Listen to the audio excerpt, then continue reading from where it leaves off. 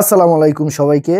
আজকে চলে যাচ্ছি উত্তরা। আর উত্তরা যাওয়ার উদ্দেশ্য, আমরা যখন কিশোরগঞ্জে ছিলাম তখন ঢাকা থেকে একটা অসহায় বাবা আমাদের খোঁজ করার জন্য কিশোরগঞ্জে চলে গিয়েছিল। অনেক জায়গায় খোঁজাখুঁজি করার পর হানিফকে পেয়ে গেল। আর হানিফকে পেয়ে বলতাছে, ভাই আমার ছেলেটাকে আপনারা বাঁচান, আপনারা যদি না দেখেন আমার ছেলেটাকে আমি বাঁচাতে পারবো না।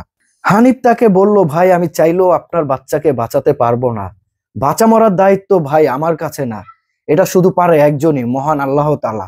সে চাইলে সবকিছুই করতে পারে, আমি তো শুধুমাত্র একটা উসিলা। মহান আল্লাহ তাআলার ইচ্ছা ছাড়া যেমন একটা গাছের পাতাও লড়ে না, আল্লাহ তাআলা যদি স্বয়ং হয় আপনার বাচ্চা অবশ্যই বেঁচে যাবে। আল্লাহ তাআলা মহান পরিকল্পনাকারী, তার ইচ্ছা শক্তি ছাড়া কিছুই হয় না।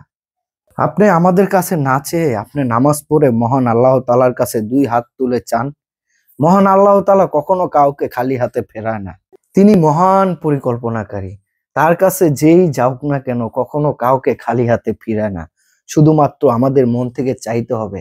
আপনাদের সাথে কথা বলতে বলতে চলে এসেছি এয়ারপোর্টের কাছাকাছি।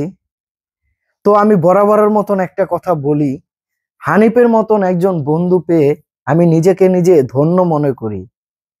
হানিফ যদি না থাকতো, আমার যে মানবিক কাজ করার ইচ্ছাটা, সেটা শুধু ইচ্ছা হয়েই থেকে যেত। যদি হানিফের মতন বন্ধু না পাইতাম, আমি মানবিক কাজ কখনো করতে পারতাম না। আপনাদের সাথে কথা বলতে বলতে শিপ ইন্টারন্যাশনাল হসপিটালে চলে এসেছি। আমরা এখন একটু ওয়েট করব। আপনাদের প্রিয় ডিম ভাইকার এই লোকটাকে জিজ্ঞেস করলো যে ভাই কিভাবে কি হলো আমাকে একটু বলেন। তো এই লোক তাকে বলল, বাচ্চাটা সুবরি গাছ থেকে উল্টে পড়ে গেছে, গেডি নিচের দিকে পড়ছে, বাচ্চার অবস্থা অনেক খারাপ। ভাই হানিফ জিজ্ঞেস করলো, ভাই আমার সন্ধান আপনাকে কে দিয়েছে?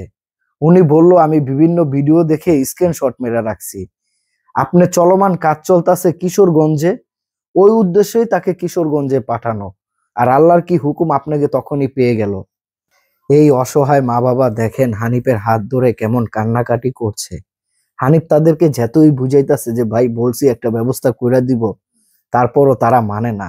মার মন তো আসলে মানতে চায় না।